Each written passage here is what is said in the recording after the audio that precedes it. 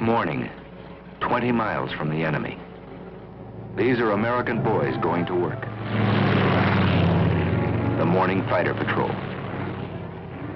They're flying over Italy, and there are others like them flying over Burma, over the coast of Holland, over China, and over Germany. In search of the enemy. Enemy planes. The odds are bad this morning, nearly 3 to 1. The routine morning patrol goes on. They close the range, 3,500 feet, 3,000, 2,500, 2,000. The odds are still 3 to 1.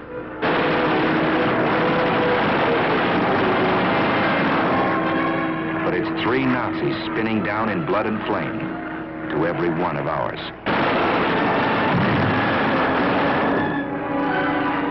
Routine morning patrol.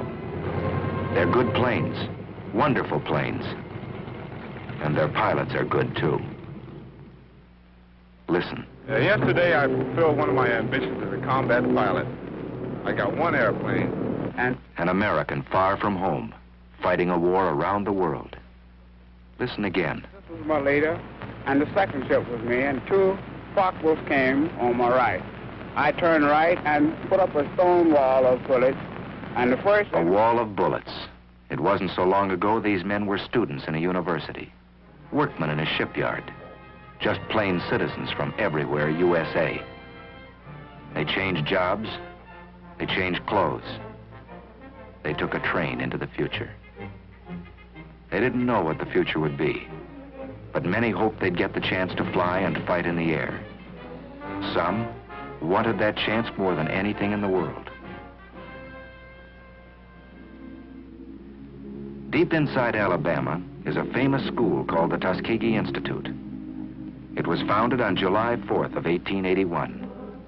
And since that Independence Day, it has graduated many thousands into agriculture, into science, into industry.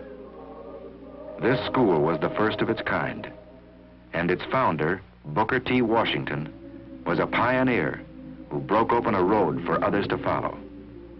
This man had a dream, and the dream became stone. He lifted the veil of ignorance from his people and pointed the way to progress through education and industry. Close to this school, close to the work this man had done, the United States government determined to build an airfield. 3 years ago, this was just another farm in Alabama. More than trees had to be cleared away. There was misunderstanding and distrust and prejudice to be cleared away. 3 years ago, there was only an idea. But ideas are powerful things. And today, there are fighter planes flying overhead. Instead of swamp and yellow pine, there are hangars, repair shops, barracks. Instead of patches of corn, concrete flight strips. But that's not enough. You can't make a fighter squadron out of concrete and aluminum and a can of paint.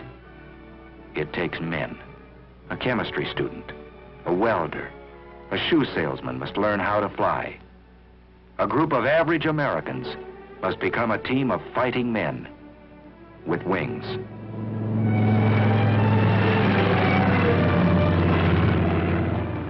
There's a new world up here. A man has to learn his way around. It takes many weeks of learning to make a fighter pilot. And a lot of that learning is done in a hard wooden chair. Because a fighter pilot is a combination of a mathematician and an athlete, a scientist and a sharpshooter. He's got to know what goes on inside his plane. The heart of his fighter is steel and copper. Its bloodstream is gas and oil. But its brain is the man who flies it. He begins in a safe, slow plane, 2 wings instead of 1. But he flies many hours inside a closed room. In the morning, he may be flying a prescribed course over a sheet of paper. In the afternoon, he may fly the same course above the clouds. He trains his muscles down here very close to the ground, but he'll use the same sense of balance and coordination in the skies above Tuskegee.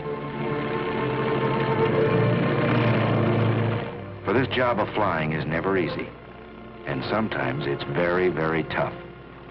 But he's learning how high and how fast and how far he must go to reach the enemy. Pilotage, dead reckoning, theory of flight, radio code. Yes, he's getting muscles in his mind. He's getting hard, keen, quick. He's coming into the clear. Here above the warm, familiar hills of Alabama, these Americans are learning to fly in those tight combat formations they'll use someday to hunt down the German and Jap above his own cities. In addition to fighter groups, a year ago this field began to train men for medium bombers. And that too was a pioneer step. But one thing it proved: you can't judge a man here by the color of his eyes or the shape of his nose. On the flight strip, you judge a man by the way he flies.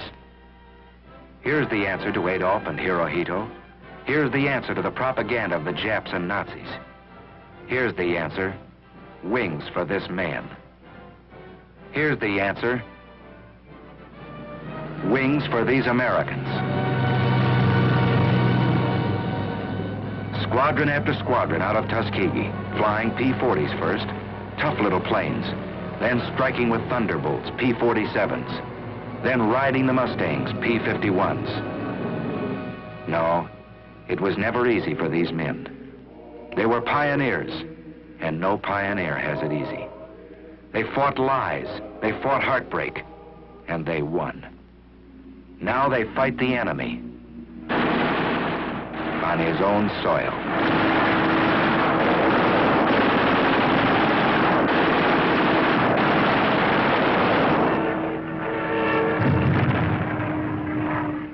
They fought the enemy, not without loss. Out of the first class to graduate almost 3 years ago, only a handful are left alive, so that liberty might not perish from the earth. 3 years have passed since the founding of Tuskegee Airfield. 750 pilots have been trained. 50% of them have been in combat.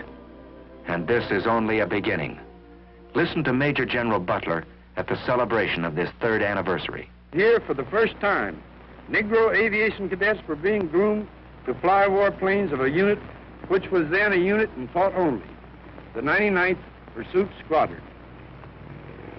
These men were pioneers of a venture so new that you who stand here before me now, after 3 years, may still be considered forerunners in the movement which has given you a place in the fighting men of the sky.